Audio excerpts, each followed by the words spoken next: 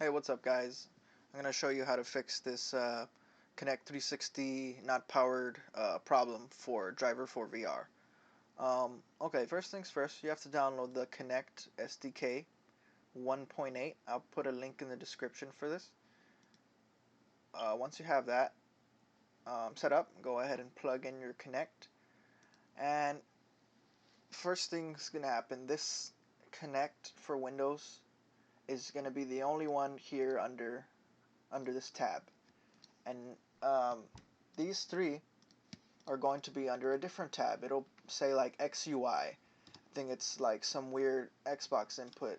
But I mean, obviously, but yeah, like after an update, these got thrown under some weird tab. They used to come here right away after you install this SDK, but yeah.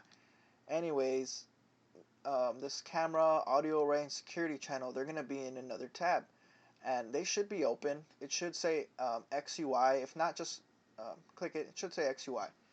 Anyways, these will be on under a different tab. You're gonna wanna click Update. You're gonna wanna put Update Driver, and when you're here, you wanna click Browse My Computer for drivers, and do this for the ones that are not under the Kinect for Windows. They'll jump up here once you've updated them correctly. Here, let me do this again. You're gonna right click, click Update Driver, click Browse My Computer, and click Let Me Pick. Here you're gonna see a bunch of crap. You're gonna want to scroll all the way down to where it says Xbox 360, and it's gonna show a little controller. Once you've clicked Xbox 360 with that little controller, click Next.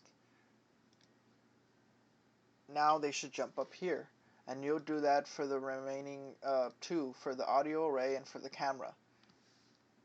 Yeah, you do that. Here, let me go over it again. You click Update Driver, Browse My Computer, Let Me Pick, and scroll all the way down for the Xbox 360 controller. Click it, and click Next.